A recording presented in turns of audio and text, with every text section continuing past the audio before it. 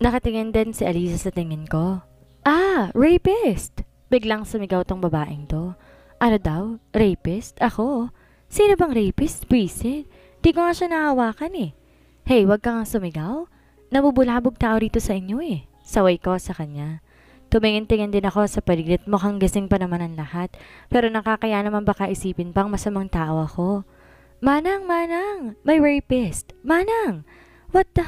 Baliw yata tong babaeng to. Kumakasigaw, akala mo naman ginagahasa. Ano bang nangyayari sa babaeng to? Di ba nila alam may lalaki sa kwarto ni Vanessa? Biglang bumukas yung pinto. Yung gate nila. Lumabas si Manang na may dalang kutsilyo kasamang dalawa pang maid na may dalang walis tambo. Isa naman yon nakawali. Anong gagawin nila dyan? Makakapatay pa ba yan? Aliza, ayos ka lang? Nasaan? Ah, chup-chup-chupin natin. Sambit ni Manang sa galit na boses at mukhang napagod si Manang at hinihingal pa. Sino bang rapist? Nasaan? Tanong ng maid na may dalang tambo. Ang gwapo ng inang rapist, yung katabi mo. Sabi naman nung may dalang kawali. Parang gusto kong tumawa. Anak ng tokwa, saan ang gera? Hindi si Sir Arvin. May lalaki sa loob ng bahay? Di makapaniwalang sabi ni Arisa. Sa loob ng bahay? Di ba nila kilala ang kasama ni Vanessa sa itaas? O hindi nila alam na may lalaki sa kwarto ni Vanessa? Sa loob ng bahay ay imahinasyon mo lamang yon. Ikaw na bata ka, atakin ako sa'yo, pumasok ka na nga. Pagalit na sabi ni Manang. Napahawak pa siya sa dibdib niya tapos sinawakan siya na may dalang kawali. Manang, okay ka lang po? Tanong ng may dalang kawali. Oo, ano ka bang bata ka? Ayos lang ako. O siya, pasok na. Sabi ni Manang. Talagang hindi niya matapos ang sasabihin niya kasi dumating si Vanessa. Ano pong mangyayari dito? Arvin, anong ginagawa mo dito? Gulat na tanong ni Vanessa. Nagtataka siguro siya kung bakit ako nandito. Ma'am, ayos lang po kayo? Tanong ni Aliza kay Vanna, kinakunot naman ang noo ni Hana. Oo, bakit? Kayo, bakit may sumisigaw? Sagot naman ni Vanessa sa kasambahay niya. What's going on here? Naiinis na tanong ng lalaki sa amin. Abalo ko siya. Siga? Siya ang rapist? Tinuro ni Aliza yung lalaking tumabi kay Sam at nilagay ang kamay sa bewang ni Vanessa. Sino ka? Sabay na sabi ng dalawang kasama ni Manang. Hindi ako nagsasalita. Gusto kong marinig ang paliwanag niya. Rapist? This face. What you call rapist? You're blind. I am too handsome to be a rapist, right, baby? Fuck it. You don't even know me, so you better shut your mouth if you don't want to lose your job. Mahabang sabi ng lalaki bago tinago ang mukha sa likod ni Vanessa. Tinatago o hinahalikan ni Vanessa sa harap namin?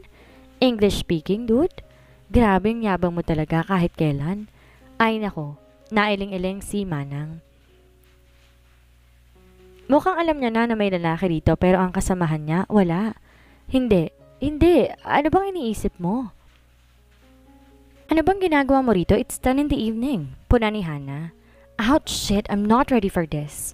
Napadaan lang ako. Sige, aalis na ako. Sabi ko, what a lame excuse. Bakit nag-iba ata siya sa akin? Sorry Arvin, na-offend kita. Ngumiti ako kay Van nang sabihin niya yon. Anong ginagawa niya dito? Sino ba yan? Narinig kong sabi ng lalaki. Kung umasta, kala mo naman kung sino. He's my classmate. Napadaan daw siya, narinig mo naman siguro. Sagot ni Van at ngumiti sa lalaking kasama niya. Classmate? May classmate pa pupuntahan ka ng gantong oras? Kung napadaan, edi sana, umalis na yan kanina pa. Mukhang sinasadya niyang pumunta dito. Ines na sabi ng lalaki. Rafael! Sigaw ni Van. Umalis na yung lalaki at sinanda ni Van pero dali-dali niyang pinaharurot ang sasakyan paalis sa bahay nila. Ano nangyari doon? Bastusan lang ha? Gago kong umasta parang di ako kilala. Kung sa bagay di naman talaga ako kinikilala at hindi ko na rin siya kilala. Pasensya na Hana. Dahil sa akin nag-away pa kayo ng boyfriend mo? Nagsisising ani Arvin. Boyfriend? Rafael is not my boyfriend. Yan gusto kong sabihin kay Arvin pero hindi ko na lang sinabi. Anong problema niya? Iniwan ba naman ako ng Rafael na yon? Hindi bali na, kakausapin ko na lang siya mamaya. Ano bang problema niya? Nakita niya lang si Arvin, bumalik na naman ang dark side niya? It's okay Arvin, papasok ka? Aloko sa kanya pero mabilis din siyang umiling. Isa pa to, anong problema? Pasensya ka na nga pala kay Aliza, sabi ko sa kanya. Okay lang, ako naman ang may kasalanan kung bakit siya sumigaw. Napakamat pa siya sa ulo niya. It's cute. Gwapo rin naman si Arvin. Marami nagkakagusto sa kanya sa school at di na yun bago. Sige una na ako, good night. Ngumiti siya sa akin bago pumasok ng sasakyan niya. Good night, ingat. Sagot ko at kumaway sa kanya. Ngumiti naman siya sa akin at tuluyan ng umalis. Pumasok din ako sa loob at dumiretso ako sa kusina para kumuha ng tubig. Nakita ko sina Aliza, Ate Helen, and Venice. Ma'am, sorry po. Hindi ko po alam na asawa yung kasama mo. Sa itaas, sorry po talaga, ma'am. Mangyak-ngyak na sabi ni Aliza. Pero wala naman siyang kasalanan kasi hindi naman pala nakikita si Rafael and this is the first time na nakaabot sila. Kasi nung una hapon na ako pinuntahan dito ni Rafael at sila umagang umalis dahil day off nila. It's my fault. Hindi ko siya pinakilala sa inyo. I said. Pasensya na po, ma'am. Sabi naman ni Venice. Sorry na rin, ma'am. Ate Helen, wag po kayo mag-sorry. Okay lang po. Ngumiti ako sa kanila para hindi na sila mag-worry. Nagalit ko si sir kaya umalis. Yumoko si Aliza. Okay lang yun, ano ka ba? Wag mo nang isipin. Sige, matutulog na ako ha. Good night sa inyo. Then na good night din sila sa akin. Umakit ako sa taas para matulog na. Bukas ko na lang siya kakausapin. Magsusorry na lang ako sa kanya, total I don't know, napupunta si Arvin ng bahay. Maaga ako nagising at maaga din pumasok ng school. Naglakad ako dahil biglang nahilo si Manong driver kaya hindi ako mayahatid. Okay lang, exercise na rin. Mga 30 minutes din ang lakad ko. Medyo distance naman kasi sa bahay. Pagkarating ko na school, dumiretso ako sa building nila pero wala pa siya. Kaya bababa ako, tinintay siya sa parking. 10 minutes na lang magsisimula ng class ko. Nasaan ba yun? Di ba papasok? Ay, siguro mamaya pa yun. Mamaya pa naman ang class niya. Aalis sana ako pero nakita ko dumating yung car niya. Kaya lumapit ako sa kinaroroonan niya. Ram, ang gwapo mo. Gwapo mo talaga. I love you, Ram. So hot. Ram, pa-kiss. Anakan mo ko, Ram? Nagsiingayin sa parking nang dumating si Rafael. Ano ba naman yan? Ngayon pang may sasabihin ako. Saka naman nagkaroon ng gantong eksena. Rafael. I called him pero tiningnan niya lang ako tapos binuksan niya ang passenger side. Imposibleng napagkamalan niya akong isa sa mga fans niya, di ko naman siya tinatawag na Rami. Pagbukas ng pinto, lumabas ang babae at hinilikan siya sa labi. Biglang nag-ingay ang buong paligid dahil sa ginawa nila. Ang sweet! Bagay talaga silang dalawa. Perfect couple. Sila ba?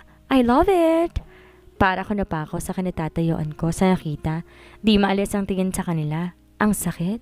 Parang gusto kong umiyak pero bakit naman? Anong reason? Di ako makagalaw sa kinatatayan ko at parang mawawalan na ako ng lakas. Nakita ko silang naglakad kapit na kapit sa braso niya si Patricia. Yes, he is with Patricia. I don't know it is ex-fiancé. Akala ko papansinin niya ako pero nilampasan niya lamang ako. Ang sakit. Yung parang di niya ako kilala sa inakto niya. Yung parang di niya ako asawa. Di ko mapigilan na maiyak. Sa lahat ba naman isasabay niya papunta sa school, yun pang ex-fiancé niya. Samantalang ako nga lakad. Hindi niya ako masundo sa bahay at sabay papunta ng school. Ngayon ko lang naramdaman yung pagod. Baby, umiiyak ka ba? Pinunas kong luha na marinig kong boses ni Alexa. Nandyan ka na pala, kanina pa kita hinihintay Pagsisinungaling ko.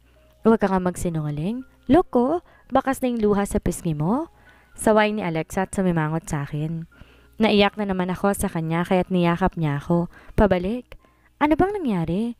Nag-aalala niyang tanong. Umiling ako between our hug and I heard the bell rang. Mamaya mo na sa akin ikwento ha? Makakalbo kong ram monster na yan. Pasok na't date na tayo. Tumango ako at naglakad kami papunta ng room namin. Maaga akong gumising kahit antok na antok pa ako. Pinilit ang sarili para makapag-explain kahit wala naman talaga akong need to explain sa kanya. Wala pa akong driver kaya't naglakad ako papuntang school. Diretso sa building niya kung saan ang room niya kahit pagod na ako. I walked towards the car park kasi gusto ko makausap siya na hindi ako pinansin. Ano bang kasalanan ko? Kung alam ko lang na may kasabay siya, di sana, di na ako pumunta dun. Pagod lang ako na sobra. Ano ka ba, Hana? Kailangan mo siyang makausap at baka anong isipin niya tungkol sa kagabi. Tama. Mamayang break time, susubukan ko ulit siya. Nakausapin? Baby, nakikita mo ba ang nakikita ko? Ha? Napatingin ako kay Alexa at tinignan ko kung saan siya nakatingin. Nakita kong nasa room namin si Alexa at ang prof namin. Kaya hindi kami makapag-usap. Siya pa may gana magalit. Siya nga itong mangiiwan at basta-basta hindi ako pinapansin. Ano bang kasalanan ko? Di ako makafocus sa lecture, siyang iniisip ko. Paano ako magsusorry? Baby, cafeteria tayo. Ha? Nag-lecture pa si Prof ah. Let's go, baby. Ani Alexa. Tumingin ako sa paligid. God, break time na pala. Baby ang tawagan namin ni Alexa. Matagal na rin kami magkaibigan and she's the best even if she's crazy sometimes. Kinuha ko ang bag ko at palabas kami na makita ko na naman sila na magkasama. Parang may kumirot sa puso ko. May luhang gustong kumawala sa mata ko. Di naman siya kumakain sa cafeteria pero nandito siya kasama si Patricia. Baby, tell me what happened. Nandito na kami ni Baby sa cafeteria. Nagla-lunch kami. Dahil hindi rin ako titigilan ni Alexa kaya kinuwento ko ng lahat sa kanya. Wala ka namang dapat ihingi ng sorry, no? Sadyang babaero lang talagang isa dyan. Di makontento sa isa. Nakakainis. Malakas sasabi ni Alexa dahilan para mapatingin sa amin ng mga tao sa kalapit na table. Ang kapal ng mukha. She added, ano ka ba, baby? Hinaan mong boses mo. Saway ko sa kanya. Yan tuloy napatingin sa amin ng mga students sa loob ng cafeteria, pati na rin sina Patricia at Rafael. Ito namang BFF ko masyadong pahalata eh. Umira pa siya sa direksyon ni Rafael. Totoo naman kasi at saka tayong tatlo dapat magdi-dinner kahapon. Pero may lakad ako kahit sabi ko kay Arvin, kayo na lang. Mali ko bang nandun siya sa inyo? Tinulungan ko pa naman siya tapos ganun siya. Sarap niyang kalbuhin. Nakakapang-init ng ulo. Nakakaya ka na baby ha? Saway ko. Daig pa si mom ko mainis, makasigaw. Kala mo kaming dalawa lang tao rito sa cafeteria. Buti na lang may bell na kaya't natigil na si Alexa kaiingay niya. Pumasok na ako sa next subject syempre na nakakaya akong best friend. Pero love ko yan syempre, di pa rin tumitigil. Daig pa ako. Hi Van, sabi ni Arvin na makaupo ako sa tabihan niya. Hello. Tipid kong sabi at nginitian siya. Bati na kayo ng boyfriend mo? Tanong niya. Correction lang Arvin ha. Hindi niya yun boyfriend. Ang makapal na mukha ng lalaking yun. Asawa yun ni Van. My God Alexa. Ang daldal talaga. Lalo nakapagalit parang nanay kong umusta eh. Nailalabas lahat. Alexa, ano ka ba? Nagpatingin na kami ng mga classmates namin. Nagpisan siya sa akin at ngumiti ng pilit. Naintindihan ko siya. Kasi si Alexa nagkakaganyan. She's just being protective friend pero hindi niya kailangan na ipagsigawan. Asawa mo pala siya? Di makapaniwalang tanong ni Arvin sa akin. Di na ako sumagot dahil dumating na ang prof namin. Pagkatapos ng lecture ay uwian na so uuwi na ako. Si baby hindi ako maihahatid. May lakad sila ng mom niya. So no choice maglalakad ako. Di naman ako marunong mag-taxi. Nasa kalagitnaan ako ng paglalakad nang may humindong kotse sa tabi ko. Bumukas ang bintana at nakita ko si Arvin. Van, ihahatid na kita. Alok ni Arvin. Hindi na, okay lang ako. Exercise na rin. Nakakaya naman kay Arvin. Ikaw lang yata ang nag-exercise ng hapon. Halika na, ihahatid na kita. Magdidilim na rin no? Pagpipilit niya. Sumakay na lamang ako kay Arvin at sakit na rin ang paa na maglakad para makapagpahinga na at madami akong gagawin na schoolwork. Wala kaming imikan sa sasakyan habang sa makarating kami sa bahay. Buti pa na itong si Arvin, nag-offer ni atid ako si Rafael na dadaanan lamang ako. Salamat sa paghatid, Arvin. Sabi ko kay Arvin na makababa ako ng sasakyan niya na hindi siya bumaba. Wala yun. Bye, Van. Nakangiti niyang sabi sa akin kaya't gumiti rin ako sa kanya at kumabay ako sa kanya. Ingat ka, salamat ulit, sabi ko. Pumasok na ako ng kwarto ko at baritono niyang boses ay narinig ko. Napatingin ako doon and that way I saw him leaning on the door. Ano mang ginagawa mo dito? Paano ka nakapasok? Umalis ka nga? Umalis ka na. Galit kong sabi sa kanya. Lumapit ako sa kanya, tinila siya paalis sa nakasarang pinto. Binuksan at tinulak ko siya papalabas. I'm waiting for his text message but now I saw him, hindi ko mapigilang di magalit sa kanya dahil sa ginawa niya kanina. At ako pa talagang may dapat ipaliwanag? Pinagtulakan mo pa talaga ako paalis. Bakit hinihintay mo na naman ba ang ramos na yon? Galit niyang sabit, kitang-kita ko sa mata niya na galit siya.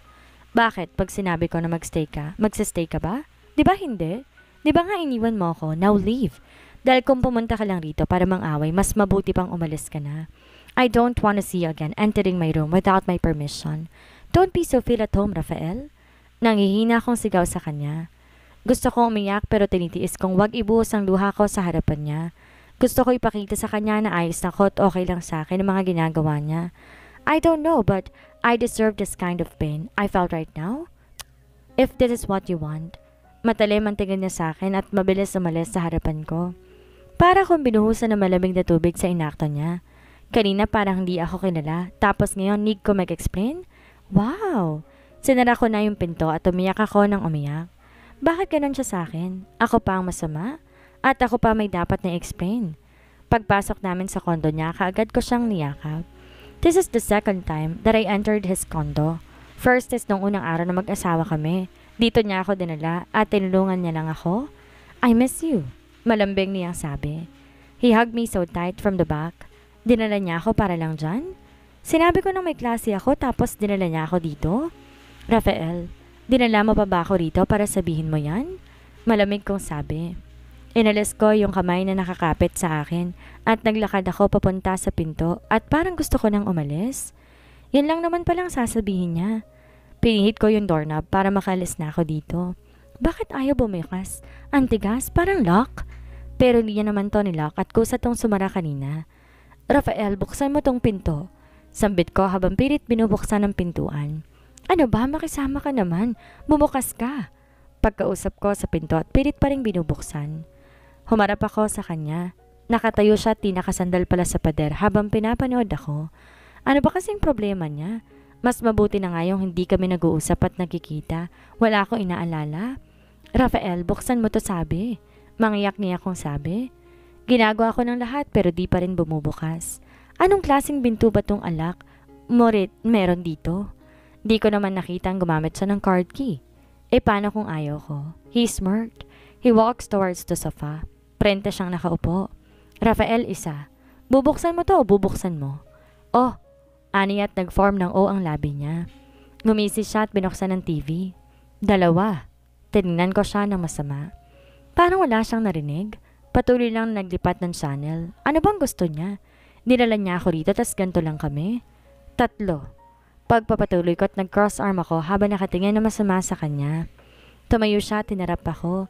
Pinatay ang TV at binato sa couch ang remote. Finish counting? My turn, bebe ko. In a count of 3 when you did not tell me when you miss me, I am gonna rape you. He said in a serious manner. Ano? Ano to bilangan? May karapatan pa siyang takutin ako, nakakainis. Kailan ko pa siya na-miss? Mas mabuti na ngang hindi kami nakikita para wala nang nangungulit sa akin. 1. He start counting.